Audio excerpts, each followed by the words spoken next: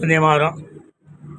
முன்னாள் முதல்வர், தெலுங்கானா முன்னாள் முதல்வரிடம் 2 மணி நேர விசாரணை. ஏதோ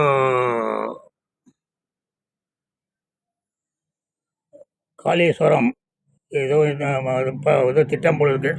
அந்த திட்டத்தில் 1 லட்சம் கோடி வீணாக போச்சு அப்படின்னு சொல்லி ஒரு ஆணையத்தை அமைச்சு விசாரிக்கிறாங்க.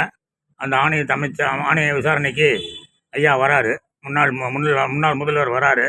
வரும்போது என்ன ஜாலியாக வராரு பாருங்க. 1 லட்சம் கோடி போனதை பற்றி கவலையே படலை. அவர் பாடல ஜாலியாக கையை தூக்கிட்டு அவர் ஒரே இருக்க பயங்கரமான கூட்டம் வேறு.